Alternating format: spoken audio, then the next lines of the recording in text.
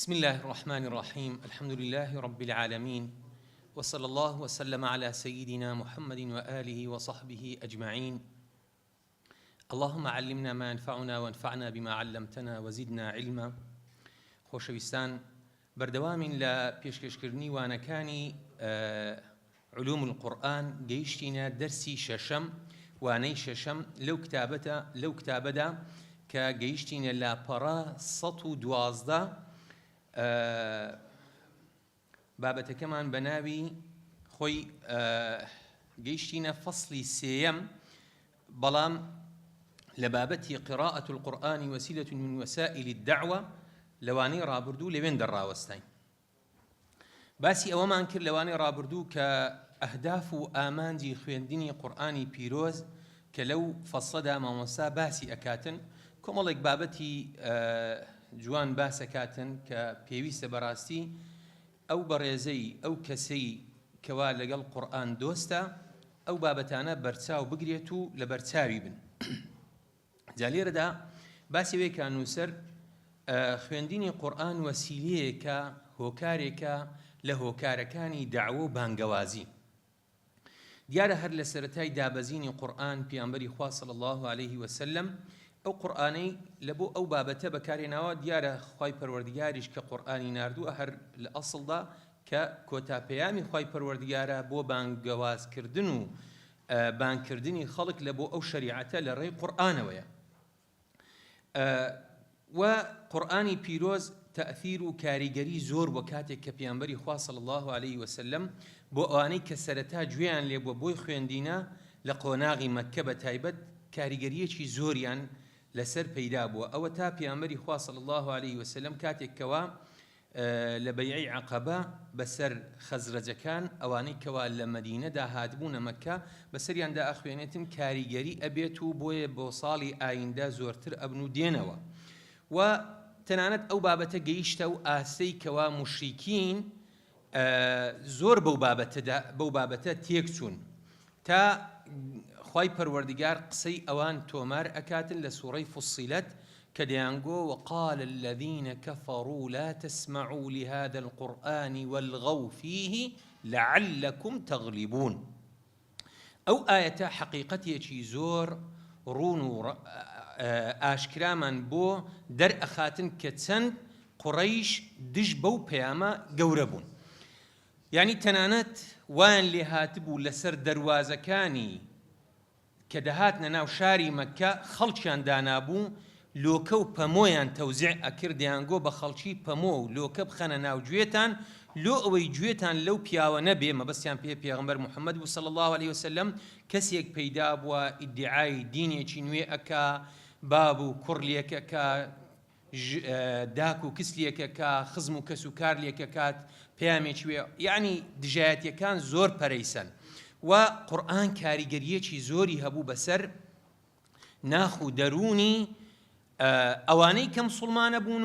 و ئەوانەی کەوا دژایەتیشیانە کرد. ئەوە تا سەید قوتب لە تصوير الفن للقورآن کتابێکی هەیە کە هەر لە سەرەتا نووسیتی باسی سحر القورآنەکە، إن صح التعبير طبعا ئەو بەو ناوەی ناوەباتن یان منبع السحر بەو ناوە ناوەباتن. باسی دوو چیرۆکە کاتن، ئیمامی عومەر کاتێک کە موسڵمانە بێ و وەلیدی کوڕی مغەیرە کاتێک کە دەکەوێتە ژێر کاریگەری قورئان، هەردووچیان باسە کاتن. ئیمامی عومەر خوای لێ ڕازی بێتن، طبعا چەند ڕیوایەتێک مەشهورە ئەو دوو ڕیوایەت دەینیتەوە، یعنی ڕیوایەتێکیان کە طبعا ئەمە بە کورتی لێرە باسەکەین کە گوێی لە پێغەمبەری خوا ئەبێ صلی الله عليه وسلم، تەنانەت ئەسێتە ژێر پەردەی کەعبە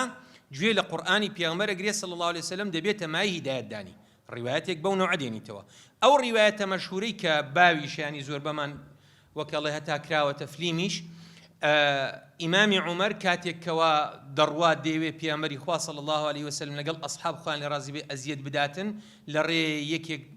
دەبینی کە ئیمامی عومەر بە شێوازێک تەعامولەکاتن کەوا نیەتی خراپەی هەیە کە ئەنەما ینی دەیەوێ ئەزیەتی پێغەمبەر صلی الله عليه وسلم ئەصحابدا، دەڵێ بۆ ناچی ئەتو ئەوە خوشک و زاوایەکەت موسڵمان بووینە کە دەچیت گوێی لە قورئانە بێتن سەرەتای سوورەی تاها، ئیتر تەئسیری لێ ئەکاتن. جا من ڕووداوەکە بە درێژی باس ناکەم لەبەر کات. واتە قورئان زۆر کاریگەری لەسەر دڵی ئەو خەڵکانە هەبوو لە مسلمانان و لە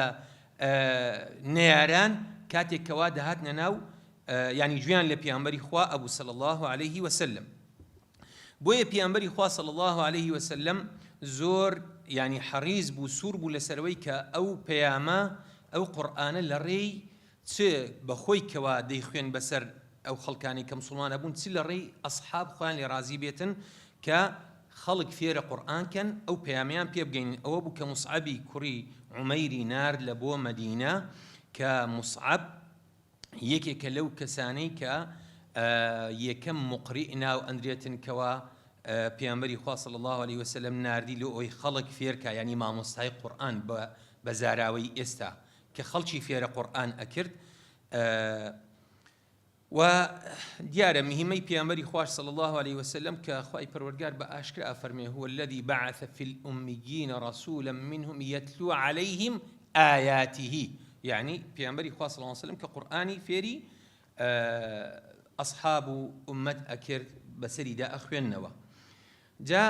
پێغەمبەری خوا صلی الله عليه وسلم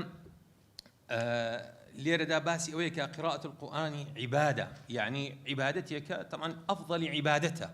لەبەرەوەی بە حەقەت وەک زانایەک ئەفەرمێت ئەگەر دەتەوێ قسە بکەی لەگەڵ خودا جل جلاله بڕۆ نوێژ بکە،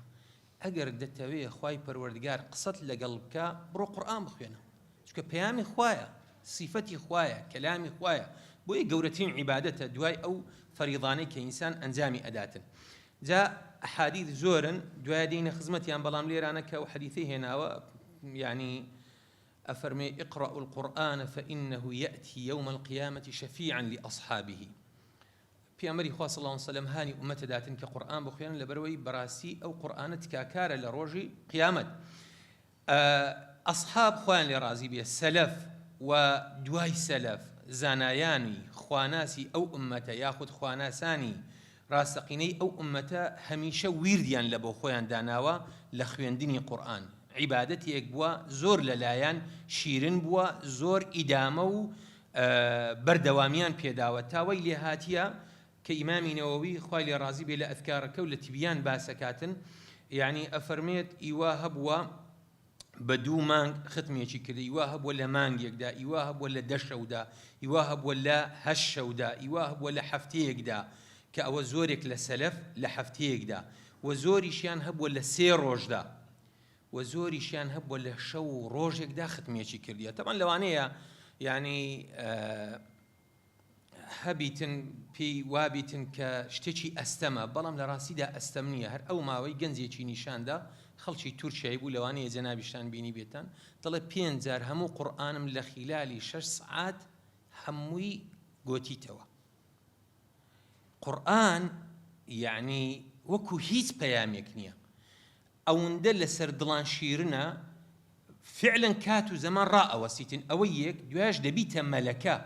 خوای پەروەردگار زیاتر و زۆرتر تەوفیقی ئەو کەسە ئەداتن. لێ ئەو شتانە لەوانەیە لەلای هەندێک کەس ئەستەم بێ، لەلای هەندێک کەس قورس بێ، لەلای هەندێک کەس هەرجێگای گومان بێ، بەڵام لە ڕاستیدا وانییە. یوسف قەرضاوی ڕەحمەتی خوای لێبێ کتابێکیە کەیف نەتەعامل مع القورآن، شتی زۆر عەجیب لێوێن دەرباسەکاتن. یعنی بە حەقەت ئەو زانە خواناسانە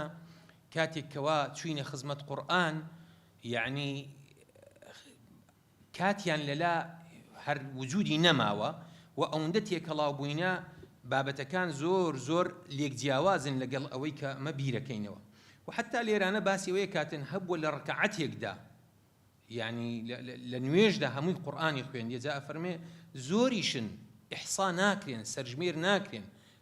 بڵێن ئیمامی نەوەوی ئەفەرمێتن. بەرحاڵی تر قورئان بەڕاستی جێگەی ئیهتیمام و گرنگی پێدانی خواناسانی ئەو ئومەتە بووە. لۆیش خوای پەروەردگار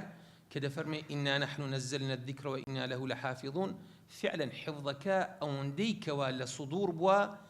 یعنی زۆر زیاتر بەوەی لە سطور بووە. لێ زۆر جار پیلانجێران و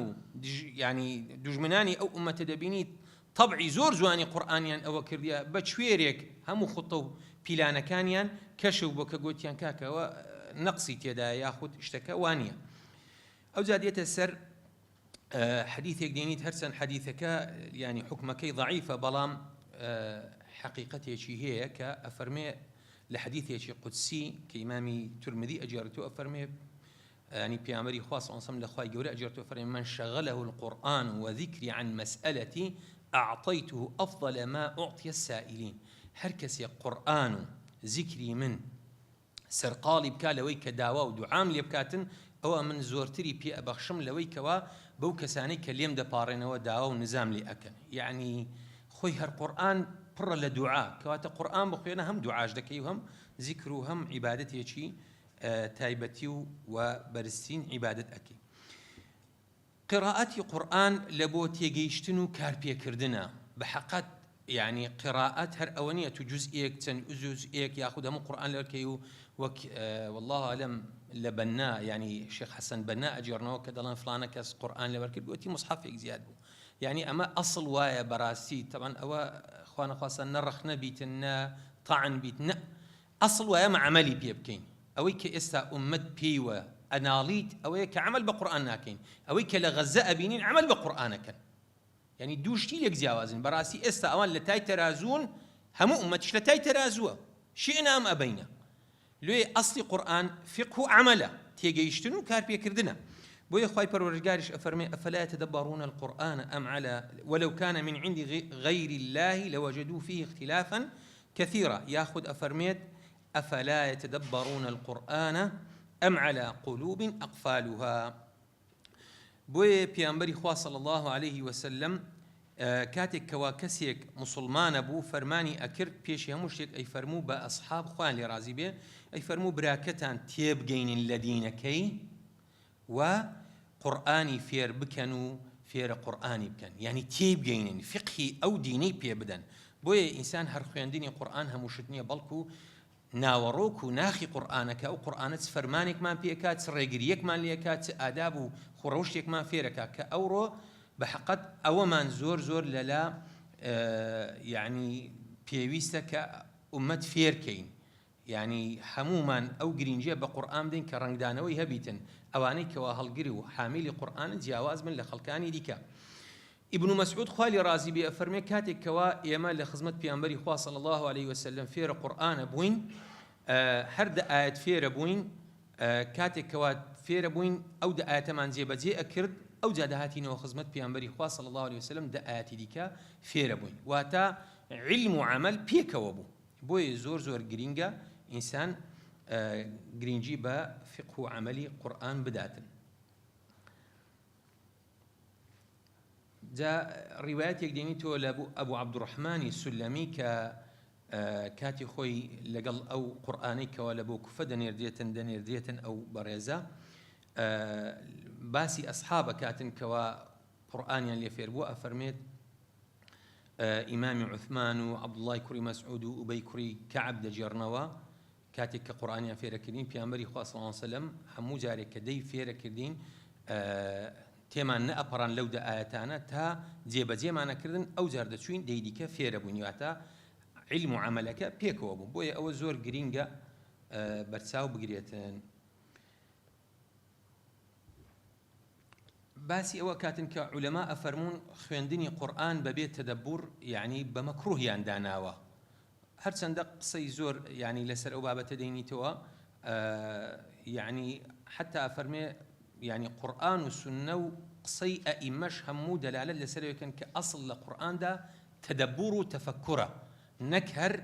مرورا كراما بسر خوين وكي دابسي إنسان أكريه يعني إسا لزانين أجيرنوا تنجور خوين دنيا كان هبوا كاتك خوين ديتيان زار وهبوا خوين دنيا شي سريع وأويان هبوا زار وهبوا بس لبوا تدبر ولا يعني وردبونوا لپیامەکانی خوای پەروەردگار چ لە قەسەسە چ لە ئەحکامە چ لەو ئەمر و نەهیانەی خوای پەروەردگار کە فەرمانەکە بە بەندەکانی. لێرە دوو ڕیوایەت دەینیتەوە لەسەر ئەو بابەتە کە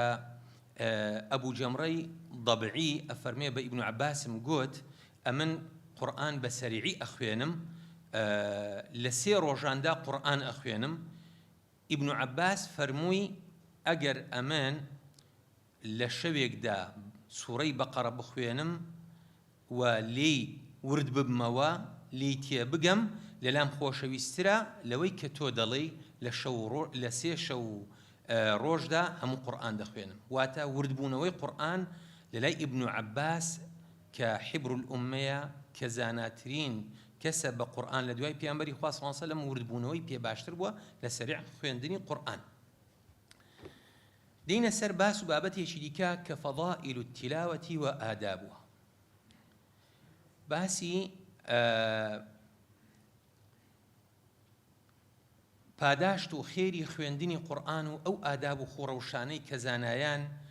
لە میانەی ئەو ئاەت و فەرمودانەی پێغەمبەری خوا صلی الله علیه و سلم لە سیرە و سونەتی پێغەمبەری خوا صلی الله علیه و سلم دەریان هێناوە. فەضائلی تیلاوە کە باسەکاتن دەفەرمێت قیمەت و نرخی هەر کتابێک پەیوەستە بەو یعنی زاتەی کەوا نووسیتی کە مەبەست لێرەدا یعنی ذاتی پەروەردگارە مەبەستمان ئەگەر قورئان بێتن یاخود هەر کتابێکی دیکە کە نووسەرەکە نووسیتی ولله المثل الأعلى یاخود ئەو باس و بابەتانەی کە ئەو کتابە هەڵەگرێتن. بێگومان قورئانی پیرۆز لە هەموو کتابێک بەرزتر و پیرۆزتر و گەورەتر و پڕ بەلاغەترە و وەکو ینی لە ڕیوایەتی حەدیثی قودسیدا هاتیە ئەفەرمێ فضل كلام الله على سائر الكلام كفضل الله على خلقه. يعني ڕێز و پاداشی قورئان لەسەر تێکرای کتاب و پەرتووک و نووسراوەکانی کە وەکو فەزڵ و ڕێزی خۆی پەروەردگار لەسەر تێکرای مەخلوقات بۆیە هەرگیز قورئانی پیرۆز بەراورد ناکرێتن. جا ئینسان کاتێک کەوا دەچێتە خزمەت قورئان یعنی دەبێت ئەو شتە لە بەرچاو بگرێتن کە پاداشتێکی زۆر وەدەزێنێت چونکە لەبەرەوەی کەلامی خوایە و فەزڵ و پاداشتەکەی گەلێک زۆرە. دینە سەر ئەو حادیثانەشکەوە باسەکاتن لە پاداشتی قورئان. تەمان زانایان ئاەتی زۆر دەینیتەوە ناینە خزمەتیان ینی لەبەرەوەی کە مەشهورن ئاەتەکان لە گەورەی قورئاندا و زانایانیش کۆمەڵێک کتابیان داناوە هەر لە زوو دەربارەی فەضائیلی قورئان. ینی بۆ نمونە فەضائیل القورئانی ئەبوو عوبەید کوڕی سەلام کە لە 224 هیجری وەفاتی کردیە، فضائل القورآن أبو جعفر فريابي كالسيصتي هجري وفاتي كرديا أوانا فضائل القرآن أحمد كري شعيبي نسائي كالسيصة السي يعني هرزو علماء لو بابتدا كتابيان داناوا ليردا كوملك أحاديث ديني توا كحديث كان يجدو بار مشهور قمان منيك كزنابتان زوريكتان لبرن يكك لو حديثاني كوا زور مشهورة بيامبري خواه صلى الله عليه وسلم أفرمي خيركم من تعلم القرآن وعلمه. باشترينتان لناو كومالغا لناو دورو برتان او ايك خوي فير قرآنك وخلشش فيرك چونك بيقومان برسين بياما و او احاديثاني دي كده يعني توكا بيامبري خواه صلى الله عليه وسلم لفضل القرآن او ايك باسي حرف كان قرآن كاتن كار حرف يكبا دا خيرا كي ابن مسعود اجاري توا او حديثي كوا باس ما انكر بيامبري خواه صلى الله عليه وسلم فرمي قرآن بخواني اقرأوا القرآن فإنه يأتي يوم القيامة شفيعا لأصحابه ديار لروج قيامة بيامبري خواه صلى الله عليه وسلم شفاعتك قرآن روجي وقرآن يكي كلواني كإنسان هتا زورتر هو قريبية بيقومان لا قيامة دا بخواي پروردگار فرميتن أوا هو كاريك بو كوا لبر خويندني ئەو پەیامە خەوی لە خۆ حەرام کرد بۆیە ینی شەفاعەت ئەکاتن لە خوای پەروەردگار ئەپارێتەوە کە خوای پەروەردگار لەو کەسە خۆش بێتن کەوە هەڵگری ئەو پەیامەیە. و لە حەدیثێکی تکەدا پێغەمبەری خوا صلی الله علیه و سلم فەرمێ إن الذي ليس في جوفه شيء من القرآن كالبيت الخريب کە بەڕاستی ئەوە کارەساتی گەورەیە. هەر کەسێک لە ناخیدا شتێک لە قورئان نەبێ وەکو ماڵێکی وێران وایە ماڵی وێران کەس سەری لێ هەڵناگریتن کەس میوانداری ناکا کەس بەلایدا ناڕواتن بەڵکو هەر ناوی نایە ئەسڕێتەوە کەواتە ئەو ئینسانە ئەبەو شێوازەیە. جا بۆیە ئەحادیث لە دەربارەی فەزلی قورئان گەلێک زۆرە تەنانەت یعنی دەربارەی هەندێک لەو سوورەتانە کە بە تایبەت یاخود ئەو ئاەتانە یاخود يعني أو ورداني كبيامبري خواه صلى الله عليه وسلم بكاري هناون يعني أجر بيتو إنسان حافظ قرآنيش نبيتن حنديك لو سورتان بكات ويرد دبينين بيامبري خواه صلى الله عليه وسلم أو ندي اهتمامي بنوستن داوا تنانه بسفرين داوا ئەو ویردانەی کە لە پێشی خوێندنی ینی لە پێشی نووسن خوێندینی لە سوورەت و ئاەتەکان لە سەفەر داوەندەی نەخوێندینە چونکە ئەنەوم و ئەخول مەوت ئینسان نازانی هەڵەستیتەوە یان نا لێ ینی ئەگەر هەر ناچوینە سەر جێگا کۆمەڵێک شت هەیە کە پێیانبەری خوا صلی الله علیه و سلم پێیوە پابەند بووە بیان خوێنی ولەسەر سوورەی فاتحە لەسەر سوورەی بەقەرە لەسەر کۆتایی سوورەی بەقەرە لەسەر ئاەت الکورسی لەسەر سوورەی کەهف لەسەر معەویدەتەین لەسەر سوورەی ئیخلاص ئەوانە هەموو طبعا حتى ینی تەنانەت عالمی وا هەبووە خواناسی وا هەبووە لەو ئوممەتەی حەدیثی يعني دروس كردية لسر فضائل القرآن طبعا هو تطرفة علماء رتيان كرديتوا يعني هستا درباري همو صورتك حديثي شدانايا قوتيتي كاتك كبينيم خلق سر قالب بفقه أبو حنيفة وبمغازي أبو إسحاق لوي هستم كر خلق لقرآن ودور كتيتوا هستا درباري همو صورتك حديثي شدانا طبعا هو هڵەیە ئەمە لێرە تەئیدی ناکەین بەو مانایی بەڵام بەسم عولەما ئەوەندا ینی خواناسانی ئەو ئومەتە پیاوەی خراپیش نەبووە بە وانایی لە خراپیەوە بیکرد بێ بەڵام هەر هەڵەیە ینی عولەمای حەدیث ڕەتیان کردیتەوە مەبەست لێرەدا چییە لە هۆگربوون بە قورئان و پابەندبوون پێیەوە دێتە سەر خاڵێکی دیکە لە ئادابی تیلاوە پێویستە طبعا ئەو بابەتانە زۆریان لە تیبیانی ئیمامی نەوەوی باس کراون لە ئەفکاری ئیمامی نەوەوی باس کراون لە کتوبی دیکەش بە حەقەت بەڵام لێرە ماوەستا هەر کە ینی ئەو نووسەرە ئیسفادەی لەوەی کردیە لە ئیتقانی ئیمامی نەوەوی لە تیبیانی ئیمامی نەوەوی و زۆرتریش ینی ڕەئی مەذهبی شافعی هێنایتەوە بۆ نمونە باسی نەظافەت البەدەنی والمەکان کاتن پاچی جەستە و شوێن لە کاتی قورئان خوێندن سنة إنسان لسر پاچی دەستنوێژی هەبێتن کاتێکەوە قورئانە خوێنیتن ئەگەر هات و حفظ بێتن ئەوە بڵێن اعتیادیە ئەگەر بێت و دەستنوێژیش نەبێتن بەڵام ئەگەر بێت و قورئان دەستداتێ دەستنوێژی نەبێتن دروست نییە تەنانەت لە مەذهبی شافعی ئەڵێ ئەگەر بێت و قورئانەکە لەسەر لەناو تەختە بێتن قورئانی تێدا بێتن ناتوانی بەبێ دەستنوێژ دەست دێت تەختەکەش ئەوەندە یعنی تاکید لەسەر دەستنوێژ ئەکاتەوە لێ مەذهبی ئیمامی شافعی بەڕاستی مەشهورە کە لە تەهارەتدا توندە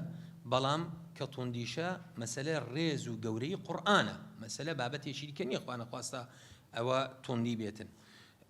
دەربارەی ئەوانەی کە لەش بە جەنابەتن یاخود ئافرەتان کە تووشی سوڕی مانگانە بن ئەوانەش تەبعاً دروست نییە لەو کاتەدا مەگەر بەسەر دڵیاندا بێتن ئەوە ئیعتیادیە یاخود ئەگەر بێت و ئینسان ئاەتێک وەکو دوعا بخوێنێ ئەوەش ڕێ پێدراوە و ئینسان سیواک کاتن لە کاتی قورئان خوێندنەوەوانە ینی ئەوە سونەتە کە ئینسان بڵێن زاری خۆی خایەن کاتۆ لەبەرەوەی ئەو زیکرە بە زارە خوێنیتن و باشترین شوێن لە بۆ قورئان ئەوەیە کە ئینسان لە مزگەوتێ بخوێنیتن ویردەکانی باتە ناو مزگەوتێ جات پێش نوێژانە سپاش نوێژانە بەداخەوە کە مزگەوتەکان ئێستا داخراون ئەوەش بەڕاستی زەربەیەکەوە ئومەت کەتێکە بێبەشە لەو بابەتە بەڵام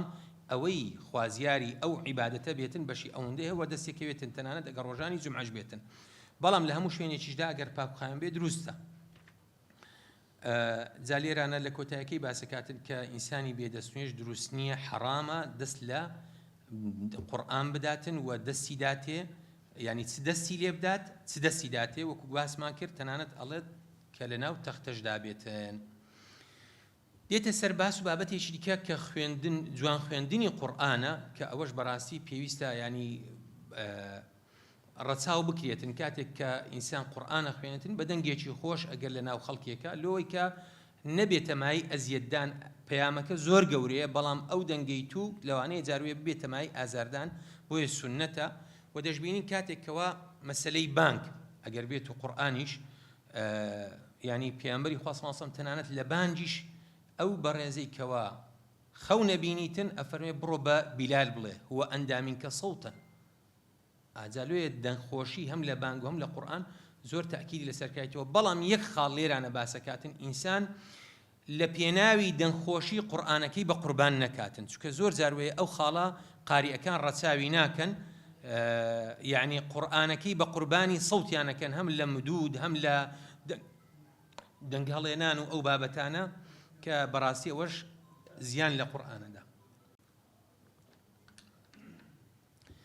خاڵی سێم باسی تەدەبوڕ و خوشوع ئەکاتن، واتە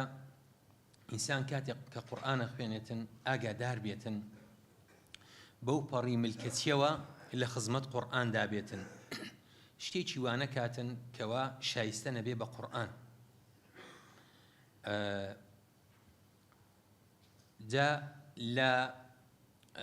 ینی تەنانەت زانایان زۆر تاکیدیان لەسەر ئەو بابەتە کردیتەوە، دەڵێن یەکێک لە پێویستەکانی تەفەکوڕ و تەدەبوڕی قورئان ئەوەیە ئینسان ئەوەندە لەگەڵ ئاەتەکان تێکەڵاو بی، ینی کاتێکەوە لە خزمەت ئاەتێک کە باسی بەهەشتەکە داوای بەهەشت بکات، کە باسی دۆزەخەکە خۆ بەخوای پەروەردگار بپارێزیتن لە عەزابی دۆزەخ.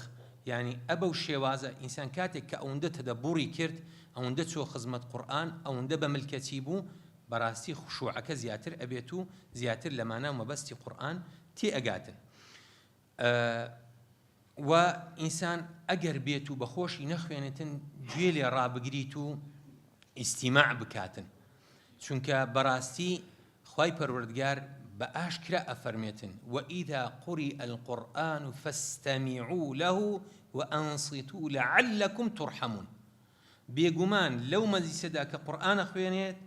ئەخوێنرێت ڕەحمەت و سۆزی میهرەبانی خوای پەروەردگار دا ئەبارێ، بەڵام ئەگەر بێت و کەسێک گوێ لێ ڕانەگرێت ئەوە بێبەشە بێت. جا ئەفەرمێ فاستەمیعوا، تەبعاً جیاوازی هەیە لە نێوان ئیسمەعوا و فاستەمیعوا. ئیستیماع ئەوەیە کە ئینسان بەدڵەوە گوێ لێ ڕابگرێتن، مەبەستی بێتن. سەماع ئەوەیە تو گوێت لێ ئەبێ و بەمەستت نییە. لێ خوای پەروەردگار فەرمێ فاستەمیعوا، گوێ لێ ڕابگرن، نەک هەر ئەوە وەڵا گوێم لێیە و مەبەستیشت نییە. لێ ئینسان هەم بێدەک بێت و هەم گوێشی لێ ڕابگرێت و ڕێز لەو پەیامە بگرێتن. ئیمامی غەزالی قسەیەکی زۆر جوانی هەیە، ئەفەرمێ خوێندنی قورئان بە تەواوی کە شایستە بێتن،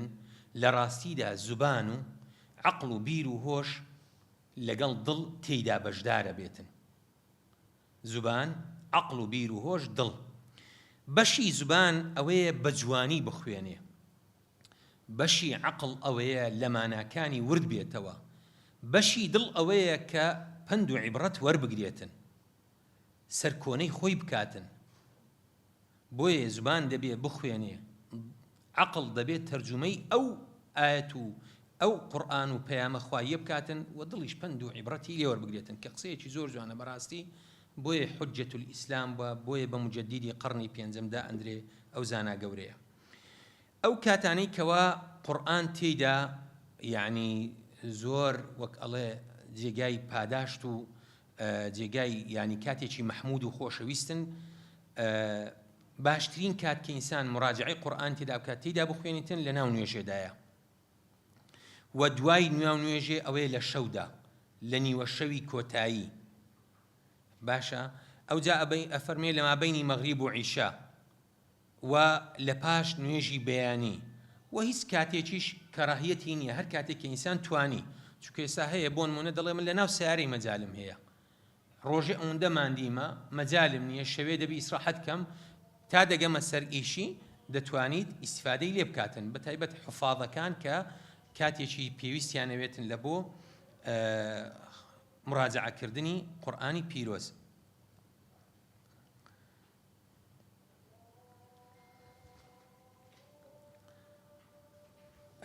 زانایان اختلافیان پەیدا بووە لە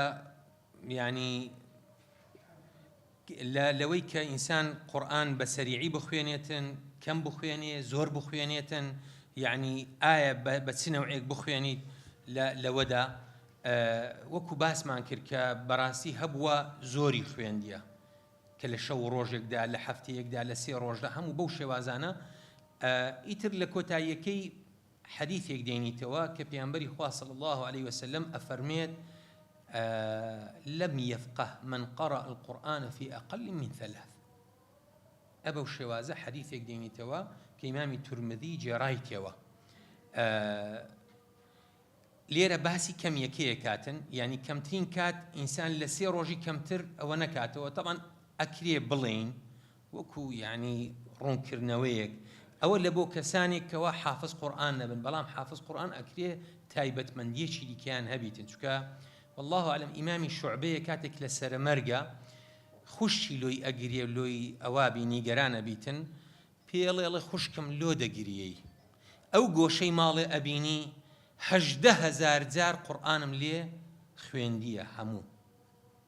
ئێتو حیسابی خۆت کە 18,000 جار دەبی کوور خوێندبی ئێوان ئەدی نان خوان ئەدی خاو ئەدی ئیسراحات ئەدی دەرچوون ئەدی مەعیشەت ئەدی کەسابەت با بە هەژاری و نەداری ژیابن کەواتە لە ئوسلوبی عولەما لە تێگەیشتنی عولەما حفاظ ئەکرێ یعنی ئیستیسنایەکیان هەبیتن بەڵام ئینسان لۆخۆی لە 3 ڕۆژ کەمتر نەخوێنێتن و هەر وەکو بە کەڕاهەتیشیان داناوە لە 4 ڕۆژ بەولاوە ئینسان ئەگەر ختمێک نەکاتن کەوەش بەڕاستی عینی یعنی زەجرێکە لە بۆ ئەهلی قورئان کە ئینسان بە 4 ڕۆژ ختمێکی نەکات کەواتە بەڕاستیەت و پشتت کردیە لەو پەیامە خی گەورە مەحفوظن کە ئینشاء الله نەبینە ئەوانەی کەوا حەجری قورئانیان کردیە کە پێغەمبەری خوا صلی الله علیه و سلم شکایەتیان لێ ئەکاتن لە قیامەت جا بۆیە فەرمێ عولەما ئەفەرمون ئەوە اختلافی هەیە لێرانە قسەیەکی زۆر جوانەکە فەرمێ قال بعض العلماء إن ذلك يختلف باختلاف حال الشخص في النشاط والضعف والتدبر والغفلة أو دقرته سر شخصكي أتو مجالت هي زورتر بخينا با بيوا يعني بيوا ما دام حافظي زياتر بهرمن بلا خيركي كسيك مجاليني أكري بو نوعا إيتر بو شوازك كعلماء كاتيان لبو داناوا لێرە کۆتایی دێنین بەس بەو باس و بابەتە دێنە سەر باس و بابەتێکی زۆر گرینگ کە باسی قیراءەتە باسی قیراءات کە بەڕاستی پانتاییەکی زۆر گەورەی هەیە لە ناو ئەو بابەتەدا یعنی بەرفراوانیەکی زۆری هەیە هەم لە ناو مفەسیرین هەم لە ناو علوم القورئان هەم لە ناو یعنی بابەتی کتابی تایبەت لە دەربارەی قیراء و ئەوانە جاليرانا لما بحثي سيم باسي أصل القراءات القرآنية يعني أصل بنسيني قراءة قرآني لتشي وهاتيا كو هاتيا تشون هاتيا ما نصاب راسي جرينجي داوة بوبابتا وحقي خوشيتي لنزيك شاري مصلب واس شاري مصلش مشهورة للعراق كزورتين جرينجي داوة بقراءات وابزام هر كل يكشي لوين در طواو كرديا ما نصاب بلان كالتجير أو كاريجريش جاء فرمي قراءة قرآني كلا جرينتين بابتكاني علوم القرآن كعلماء كاتو جهدوا ما نبوني أن تدا صرف كرديا للصحابة ولا غير صحابة تادا قاتا عصري يستا وقصيان لسر كردوا وكتابيان لسر داناوا وتاوى لهاتي يعني أو بابتا جرينجي بيدراوا بلام أو بابتا ظالبوني كدواء دين يعني شون انتشاري كرد قراءة عاصم هرتند برواية حفصة يعني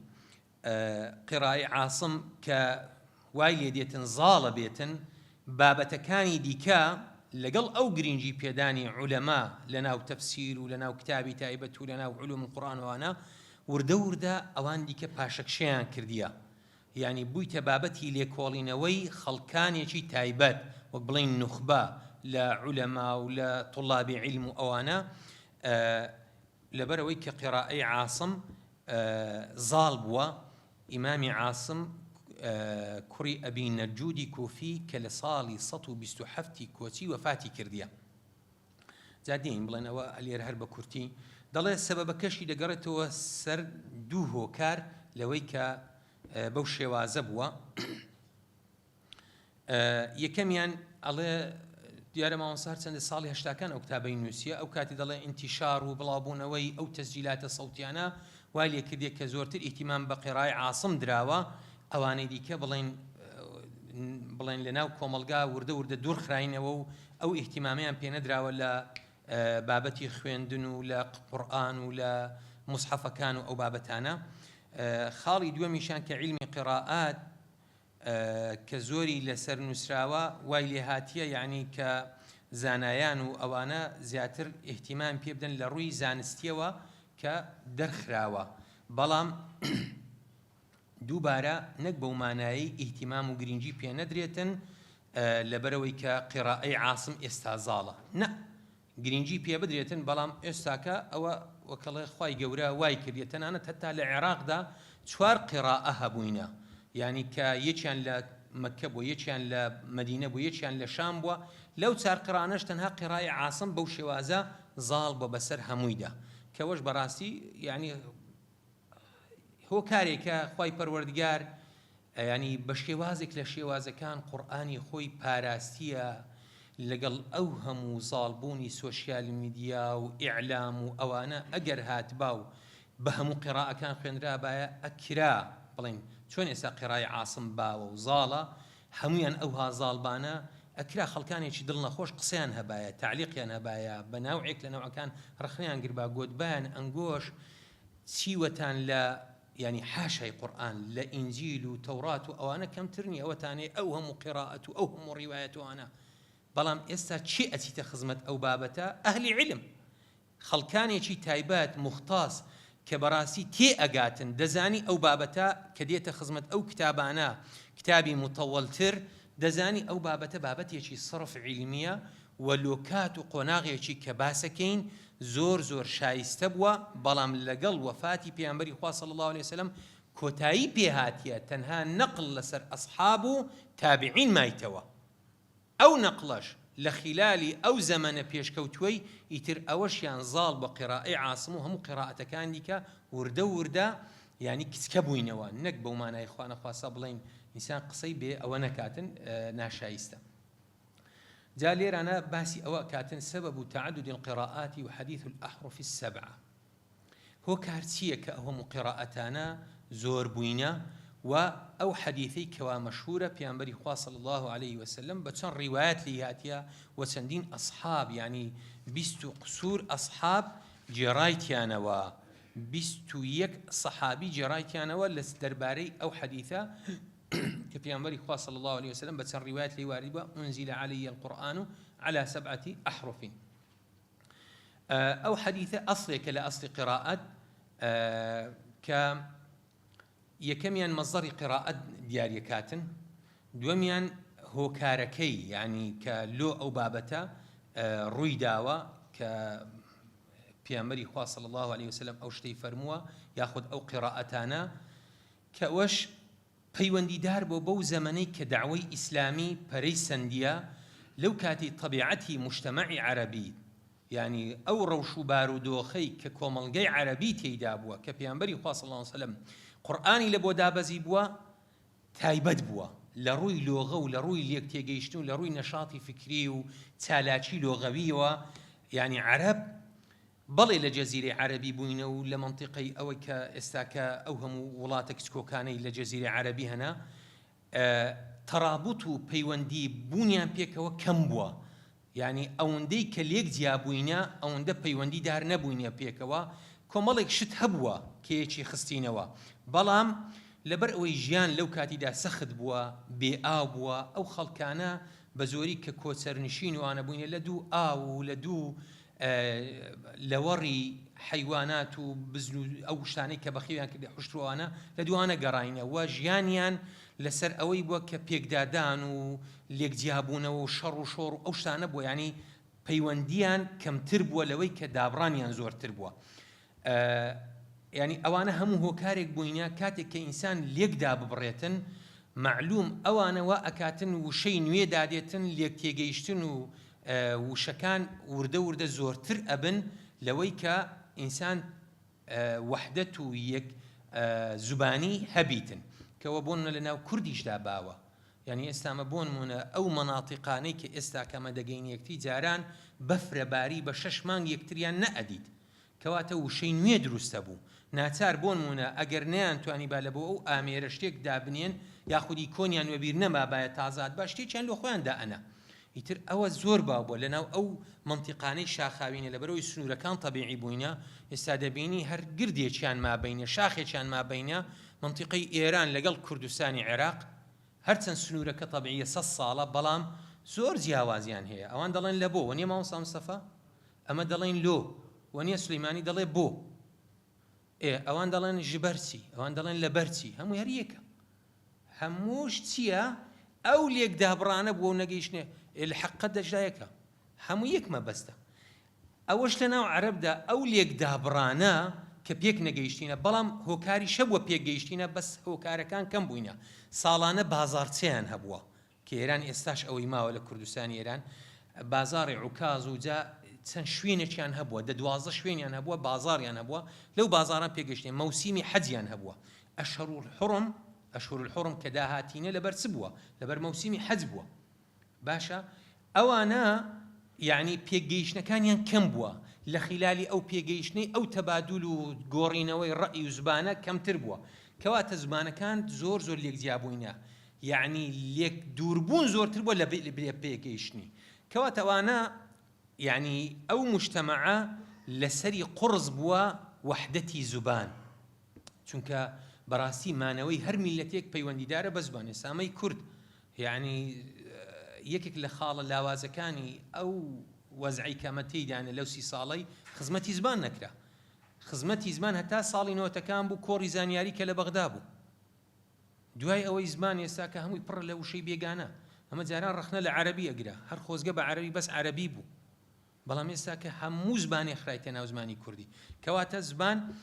یەکێکە لە نەمانەوەی ئەو گەل و نەتەوەیە جا ئەوە بوو کاتێک کە قورئان دائەبەزیتن ئەو میلەتە کە عەرەبە لەهەجات و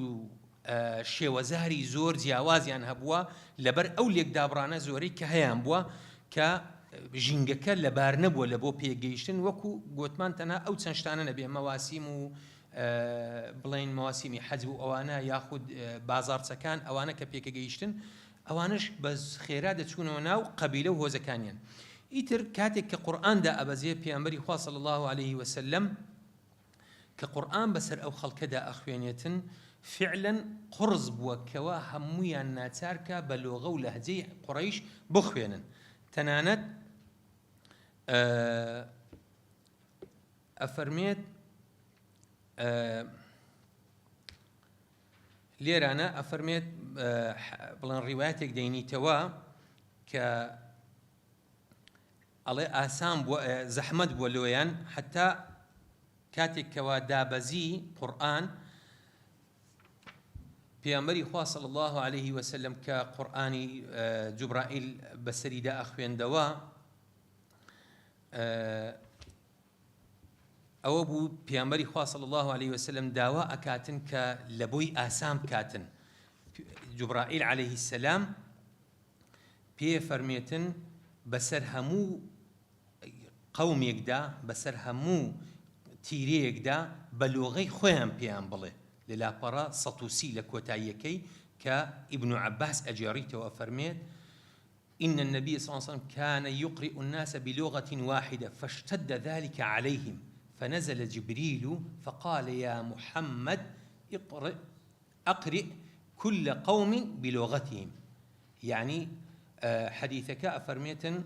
پیامبری خوا صلی الله علیه وسلم لسری قرز بو کوا لبلوغی قریش بسر همو او قبائلانه دا بخوین تو بوی جبرائیل علیه السلام دا بزی فرموی لسر همو قومێک بلوغه و بلهجی خویان بسریان دا بخوینو کواته و رخصتی که لای خوای پروردگار لبو او عربانی او کاتی که خوای گەورە ڕێی بە پێغەمبەردا صلی الله علیه وسلم کە بەسەریاندا بخوێنێتەوە ئیتر ئەوە بۆ ئەو ئاسانکاریە کە پەرەیسەند تا پێغەمبەری خوا صلی الله علیه وسلم بە جوبرائیل فەرمێ من لە بۆ قەومێکی نێردراوم کەوا ئەوانە ئومین نەخوێندەوارن کە باسمان کرد کەوانە حتا نووسەریان زۆر کەم بووە تێیاندایە خەڵکی بەتەمەن خەڵکی ینی بێتەمەن ئافرەت و پیا و ئەوانە کە قورئانیان کە قەت نووسین و خوێندەواریان نەبووە بۆیە ئەفەرمێت جبرائیل فەرمووی يا محمد إن القرآن أنزل على 7 أحرف أو قرآن بس لسر دابزي ولا سر 7 حرف جادين باسي 7 حرف يكين كتشون بوا أوانا حموي بونا درسيك لويك أو ملتا أو خلقا كتازة برو قرآن ديتن پیامبری خوا صلی الله عليه وسلم بآساني بسريان دا بخوينيتوا بو لهجه و بو قسەکردنەی کە ئەوان پێیان نەخوین کەوا ئاسانکاریەک بوو لە بۆ پێغەمبەری خوا صلی الله عليه وسلم لەگەڵ ئەوەشدا کە پێغەمبەری خوا صلی الله عليه وسلم و هەم ئەصحاب و سەردەمی ئیمامی عوثمانیش کە زۆر تەئکیدی کردەوە کە قورئان بە لەهجەی قوڕەیش بنووسێتن بەڵام لە هەمان کاتدا لە سەرەتا بەو شێوازە بوو. جا وەکو باسمان کرد ئەو حەدیثە کە حەدیثێکی متەواترە چونکە متەواتر ئەوەیە کە کۆمەڵێک ئەصحاب زیاتر لە سێ بیان جێڕابیتەوە. ئەو حەدیثەی کە ئین هذا القورآن أنزل على 7 أحرف فاقرأوا ما تيسر منه يعني 21 سەحابە جێڕایکیانەوە 21 سەحابە عەدەدێکی زۆرە يعني كلوي كحديثك صحيحة بيانبري خوا صلى الله عليه وسلم بو شوازة كخواي جورة أحسان كاري بيداوا لبو أمد كقرآنيا لسر بخوانيتوا أوش رخصتك كأو رخصتا حل مشكلية جوريها كردية لبو أمد لبو أصحاب خوان لي رازي بيتن كاتي كدهاتنا أو دينا كلسريان آسان بو كأو قرآن وربقل نك تنها وتنها بلوغي قريش سون يسام بون منا يعني لوانەیە لەسەرمە زۆر زەحمەت بێتن بە زازایی بە کرمانجی ژوور و نازانم بەو جۆرە شعرانەی تەشبیه نەبی بە قورئان ئێستا تو بێی مەلای جەزیری و نازانم خانی و یان حتا ئی مەولەوی هەورامی ئەوانە بێ ئەتوو هەموو نووسین و خوێندنت بێ ڕاست تووشی سەدمە ئەبی تەشبیه نەبی تەمەنە وەکو مەثەلێک کە بەراورد ناکرێ بە قورئانی پیرۆز بە هەمان شێوە پێغەمبەری خوا صلی الله عليه وسلم داوا ئەکا و خوای پەروەردگاریش ڕێی پێ ئەداتن کە لە بۆ ئەو خەڵکانی کە تازە موسڵمانە بن یعنی ئاسانکاریان لێ بکە حتا لێرانە باسی ئەوەیە کاتن وشەی حتا بە عین هاتیە عەتا حین یعنی کە لە سوورەی موئمنون هاتیە ئەفەرمێ بە عەتا خوێندرایەوە جا زۆر شتی دیکە کە مامۆستا تەنها لە سوورەی فاتحای هێنایەوە سوورەی فاتحە ئەو هەموو جیاوازی نێوانی قوڕائی سەبعە نە قوڕائی عەشر نەک زیاتر یعنی تەنانەت وشەی سیرات ئەو جیاوازی تێدایە وشەی سیرات بە ساد خوێندرایتەوە بە سین خوێندرایتەوە بە سادێک لە نێوان سین و لە نێوان ساد و زای خوێندرایتەوە وشەی مالیک مەلیک هەموو ئەو قیراءەتانە وارد بووینە لە ناو عەرەبدا کە ئەوەش ئاسانکاریەک بووە ئەوەش بەڕاستی پەیامێکی زۆر گەورەمان پێ ئەڵێتن کاتێکەوە خەڵکێک بانگ ئەکەین لە بۆ ئیسلام ڕەجاءەن با لەسەریان قورس نەکەین حتا مەجالی تێدایە بەڵام بەو شێوازەیەکەوە ئیسلام زیانی پێنەگا چونکە مانایەوە نییە ئاسانکاری کە ئینسان ئەوەندە تەتەڕف بکات ئەوەندە زێدەڕۆی بکاتن خوا نەخواسە بەسەر ئیسلامدا بشتێتەوە جا لێرانە باسی خاڵێک کاتن معنای ئەحروفی سەبع چییە؟ قسەیەکی دێنیتەوە کە ئیمامی موسلیم لە محەممەدی کوڕی شەهابی زوهری ئەجێڕیتەوە کە لە 124 کۆچی وەفاتی کردیە ئەفەرمێ پێم گەیشتووە ئەو ئەحروفی سەبع کە مانای حەدیثەکەیە هەمویان یەک مەبەستیان هەبووە جیاوازیان نەبووە لە حەڵاڵ و حەرام كبيانبري خوا صلى الله عليه وسلم فرمي أنزل علي القرآن على 7 أحرف يعني أو جياكاريا لويدا نبوة خوانا خواستا حلال وحراميك جياوازيان هبيتن نا تنها وتنها اختلافي نطق بوا دنا اختلافي معنى نبوة واتا أو جياوازي بس نطق بوا بتيجاندني أو خلقان بوا كهاتين ناو إسلامتي بوي علماء وەک ئەڵێ گەیشتینە و ئاستی ئیجتیهادیان کردی لە تەفسیری ئەو حەدیثە کە جەمهوری عولەما لەسەر ئەوەیە ئەوە تایبەتە بەس بە نوتق و خوێندنەوە تایبەت نییە ئەو ئیختلافە بە حکم بەمانە أنها تخص النطق والقراءة لاختلاف المعاني والأحكام يعني پەیوەندی بە جیاوازی ماناو مەبەستەکانی قورئان و بڕیارەکانی قورئانەوە نییە بۆیە قورئان یەک پەیامە و یەک مەبەستە بەس جیاوازی لە خوێندنەوەدا هەبووە ئەوەش وەکو ئاسانکاریەک لە بۆ ئەو سەرەتای داعوە کەوا هاتینە ناو ئیسلامەتی جا لێرانە دوو ئیتیجاه و دوو ئاراستە باسەکاتن لەسەر ئەوەی 7 ئەحروف بۆ نمونە ئایا مانا و مەبەستەکە خودی لەفظەکەیە یان مەبەستێکی دیکەیە ئەفەرمێت ئەو سەبعە ئەحروفە کە هاتیە مەبەست پێ حەسر و کورت هەڵێنان نییە لەسەر حەفت لەبەر ئەوەی لە ناو عەرەبدا کاتێک کە گوتیتیان حەفت مەبەستیان یعنی هەشتنۆدەیەک کاتێک کە گوتیتیان حەفتە یعنی چۆن دەڵێن 56 هەفتایەک ئەمە لە کوردەواریشدا دەڵێن یعنی مەبەستیان پێ هەفتای تەواو نەبووە کە گوتیتیان 700 یعنی ئەوە لە سەدان یعنی 700 800 900 ئەوها یعنی مەبەستی پێ حەسر نەبووە کە دەڵێ حەفت مەبەستی پێ حەفتی دیاریکراو نەبووە ئەگەر چی قسە هەیە يعني شراحی حەدیث ئەفەرمون مەبەستی پێ چییە لەهجەی قوڕەیشە لەهجەی هوذەیلە لەهجەی ثەقیفە لەهجەی هەوازینە لەهجەی تەمیمە لەهجەی یەمەنە لەهجەی کینانەیە کە دەکاتە حەفت هەندێکیان دەڵێن حەفت لەهجاتی مەشهوری نێو عەرەبە قسەی شاتی کە مەبەستی پێ حەسرە بەڵام حتا زانای گەورەی کورد کە یەکێکە لە عالمە گەورەکانی قیراء ئیبن جەزەری ئەفەرمێ مەبەست پێ حەسر نییە ئیتیجاه و ئاراستەی دووەم ئەڵێ مەبەستی پێ حەفتە مەبەستی پێ لە سەبعە ئەحروف حەفت لەهجەیە بەڵام لێرانە تەمان سێ خاڵ باسەکاتن ئەوانیش لەو ئیتیجاهەش هەمویان لەسەر ئەوەینە ئەگەر حەفتیش بێ ئەگەر حەفت لەهجە بێت حەفت لۆغە بێت تەمان لۆغە ئەمە ڕۆ لۆزبان بەکاردێنین بەڵام کە یعنی عولەمای ئەو بابەتە یعنی عولەمای علومی قورئان لۆغەیان بەکارهێناوە مەبەست پێ لەهجەیە زیاتر مەبەست لێرەدا ئیختیلافی نوتق و قیراءەیە هەمویان لەسەرەوەی متفقن کە ئیختیلافی مانا نییە بۆ نمونە یەکێک لە ئیتیجاهەکان ئەفەرمێت چی یعنی ئیتیفاقی معنایە اختلافی لەفظە بۆ نمونە ئەڵێ وشەیەک هاتیە لە ناو عەرەبدا کە یەک مانە ئەگەینێ هەلومە ئەقبل تعال ئیلەیە قەزدی نەحوی قەڕوبی ئەوانە هەمووی بە مانای چی دێن واتە لێم وەنزیکەوە واتە لۆلام وەرە